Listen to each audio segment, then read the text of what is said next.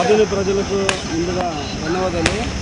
ఈరోజు CPI, CPM, Congress, India కూటమి nomination Congress party తరఫున నేను రమేష్ యాదవ్ అని ఈరోజు బీఫామ్ కోసం సెట్ చేయడం జరిగింది. వారి ర్యాలీలో వచ్చి తెలియజేయడం ఉంది. ప్రజలు మార్పు కోరుతున్నారు. ఆ ప్రజలు మార్పు ఏమి, కొత్త వ్యక్తి రావాలి, కొత్త సమస్యలు, ఆధునిక సమస్యలు తీర్చాలని ఒక ఆశావాదంతో ఉన్నారు. నేను ఆధునిక డెవలప్మెంట్, ఆధునిక అభివృద్ధి అన్ని రకాలుగా నేను చేసి చూపిస్తానని చెప్తున్నాను. ఇంకొకంటే ఇండియా కూటమిలోనూ సిపిఐ, సిపిఎం, ఇంకా మా కాంగ్రెస్ లీడర్లు అందరూ కలుపుకొని నేను ముందుకు వెళ్ళి ప్రజలకు ఆధునిక సమస్యల గురించి చెప్తారని చెప్తాను. ఎందుకంటే గతంలోన వాళ్ళు ఒక్కొక్క నాయకుడు 20 ఏళ్ళు పాలించిన వ్యక్తులు ఉన్నారు. వాళ్ళు ఎంతవరకు ఆధునిక డెవలప్ చేశారు, ఆధునిక ప్రజలకు ఎన్ని కష్టాలు ఉన్నాయి, ఆధునిక రైతులకు సాగునీరు, తాగునీరు ఇవన్నీ చాలా ఇబ్బంది ఉంది.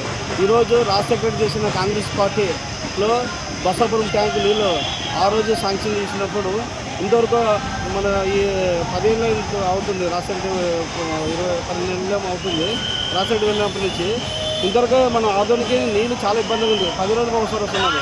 మళ్ళీ దీన్ని ఎటువంటి సమస్యలు మినిమము మనిషి దాహం తీర్చలేని శక్తి ఉన్నప్పుడు మనకి ఈ అధికారులు, ఈ రాజకీయాలు ఎందుకని నేను ప్రశ్నిస్తున్నాను. నేను రేపొద్దున కాంగ్రెస్ పార్టీ తరఫున నేను నిలబడుతున్నాను. అస్సాం గుర్తుకి భారీ మెజార్టీతో ఆధునిక ప్రజలు వేస్తారని నాకు నమ్మకం ఉంది. ఆధునిక ప్రజల నుంచి ఎంత మార్పు కావాలో అంత మార్పు కోరుతున్నారు. ఆ మార్పే రేపు 14వ తేదీ ఎలక్షన్ రోజు ముద్దుడం ఉంటుంది. తర్వాత రిజల్ట్ అయిన రోజు వచ్చిన రోజు ఆధునికి ఆ రోజు ఒక పండుగల వాతావరణం నెలకొంటుందని నేను ఆశాభావం వ్యక్తం చేస్తాను. ఎందుకంటే ఇంకా చెప్పేవి చాలా ఉంటాయి. నేను డైరెక్ట్ ఫీల్డ్లో పోయి ఏ సమస్య ఏముందో తెలుసుకొని అర్ధరాత్రి ఇక్కడే తిరిగినాడు లోకల్లో వ్యక్తి నేను ఆ సమస్యలకు నేను దగ్గరుండి పోరాడతానని, వాళ్ళకు అండదండగా ఉంటానని నేను ఈరోజు ప్రజలకు హామీస్తున్నాను. ఎందుకంటే నేను గతంలో నా వరకు నేను చేసిన పనులు నేను నిజాయితీగా చేసుకుంటూ వస్తున్నాను. కానీ ఈరోజు పెద్ద భారం నాకు ఒక కాంగ్రెస్ పార్టీ భారం ఇచ్చింది.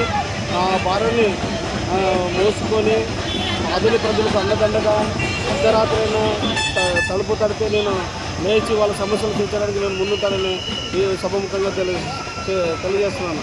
ఇంకా 50 రోజుల్లో